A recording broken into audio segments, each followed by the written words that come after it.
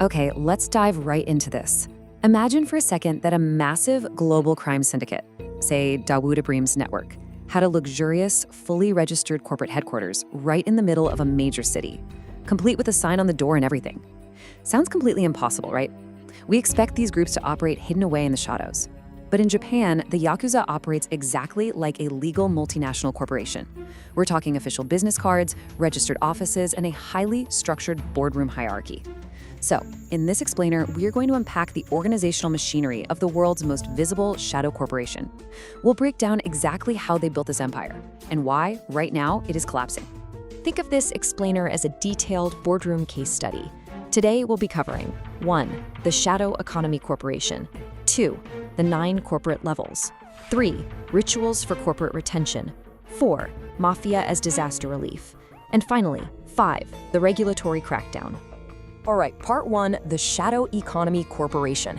To really understand their corporate governance today, we first have to jump back into their foundational history to see how a group of absolute social outcasts managed to build such a vast economic empire. You know, the origin of the name itself is absolutely fascinating. Back in the 1600s, during the Edo period, Japanese society was strictly stratified, and at the very bottom were the outcasts. Since they were pushed out of mainstream society, they formed their own informal economies, eventually splitting into 2 main groups. You had the tekkya, who were basically street vendors, and the bakuto, who ran illegal gambling rings. Now, the word Yakuza actually comes from a traditional card game called Hanafuda. The numbers 8, 9, and 3, which are pronounced Yakuza, add up to 20. And in that game, 20 is the worst, absolutely most useless hand you can draw. These outcasts literally took a label meant to deem them worthless by society, and they reclaimed it as their identity. From those very humble 1600 street economies, their strategic growth over the centuries turned them into serious geopolitical players. Get this, after World War II, the CIA actually utilized the Yakuza to suppress left-wing labor union protests in Japan just to ensure communism didn't spread. Government authorities would often just turn a blind eye. Because frankly, the Yakuza maintained a certain level of local order. And it worked for them. By 1960, this shadow corporation had exploded to a peak of over 184,000 members. Moving on to part 2, the 9 corporate levels. So, how on earth do you actually manage a workforce of that size? Let's break down their strictly governed, multinational style hierarchy. Down at the very bottom of this corporate ladder, the grunt work is grueling. Level 1 members are essentially interns, but, extreme ones. We're talking waking up at 4 a.m. to clean toilets and polish the boss's car. It is pure ego-breaking. They get no money, no respect. It's just psychological testing to ensure they will blindly follow orders. Now, if they survive that, they move up to level 2. Here, they become frontline earners, dealing in gambling and extortion, and they have to pay a strict revenue tribute upward. Level 3 is your middle management. By this point, they've usually been to jail, endured police interrogation without saying a word, and are now trusted to train the new recruits. But the real shift, the fascinating part, happens right here as we transition from the street level to the boardroom. At level 4, laptops actually replace weapons. These members manage what look like perfectly legitimate trucking and construction companies to launder money. Level 5 is your risk and damage control team. They manage the lawyers, coordinate with corrupt officials, and handle digital transformation, meaning they erase digital traces and run modern tech-driven money laundering schemes to insulate the organization. Then you have level 6. These guys act like regional VPs, focusing almost entirely on economic warfare. Instead of relying on street violence, they'll just buy out rival businesses to choke off their cash flow. And at the very top, we reach the executive board. The Level 7 operations chief plans strategic movements, tracking police and coordinating complex decoy operations from afar. Level 8 is the underboss, essentially the CEO. They handle high-level financials, political shielding, and critically, their job is to take the fall and go to jail if the organization gets cornered. Finally, Level 9 is the supreme boss. But here is the wild paradox about this role. Despite having absolute power and unimaginable wealth, this boss effectively lives in a self-made cage of extreme paranoia. They can't live a normal life because they are constantly fearing assassination or arrest. Part 3. Rituals for corporate retention. Now that we understand the corporate ladder, we really need to analyze how they keep their employees from just leaving. It requires looking at their infamous traditional rituals not as cultural quirks, but as highly calculated HR retention strategies. This brings us to Yubitsume, the ritual amputation of the little finger. To understand the logic here, we actually have to look back to the samurai. You see, the pinky finger is absolutely crucial for maintaining a strong grip on a sword. So by forcing a member to cut off their own finger, often with a short tanto knife, just to apologize for a mistake, the Yakuza physically weakened them. It meant they could no longer fight effectively on their own, literally forcing them to rely entirely on the oyabun, or boss, for their ongoing protection. Then there is irizumi. Historically in Japan, tattoos were used as permanent markers to brand criminals. Well, the Yakuza took that heavy social stigma and flipped it into a hidden badge of pride. And these aren't your standard modern machine tattoos. They use the tebori technique, which is a painfully slow, hand-poked method that takes years to complete. They use symbols like dragons or tigers to represent power and resilience, but these are kept strictly hidden under tailored business suits, only revealed to others at internal meetings. When you bring it all together, these rituals create an incredible, albeit brutal, system of psychological and societal control. The amputations create physical dependency, while the full-body tattoos create absolute social dependency.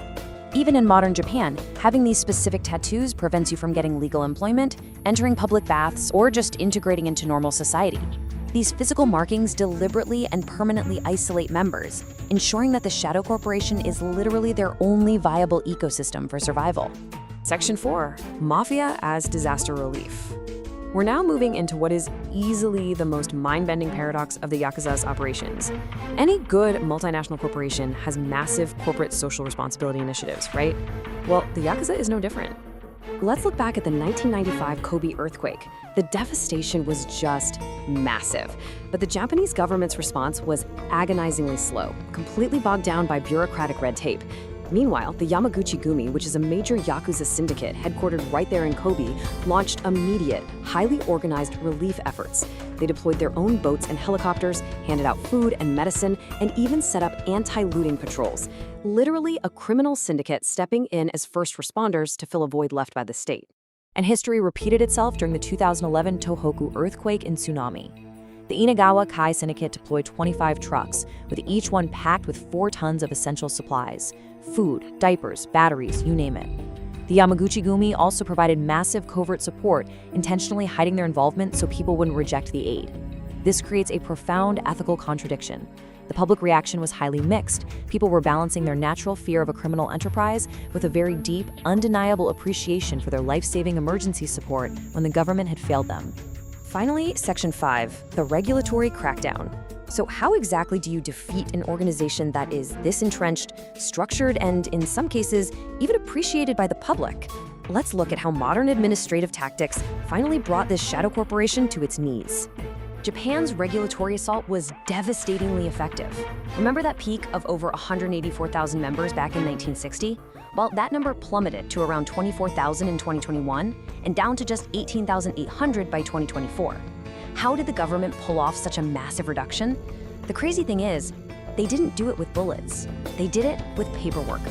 They systematically suffocated the organization economically. In 1991, anti-Yakuza laws officially classified them as violent organizations, which allowed for heavy police surveillance.